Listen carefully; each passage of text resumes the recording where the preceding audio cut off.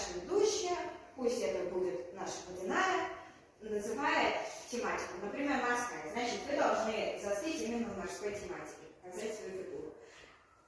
Потом водяная подходит, касается вашего плеча, и вы показываете свою фигуру.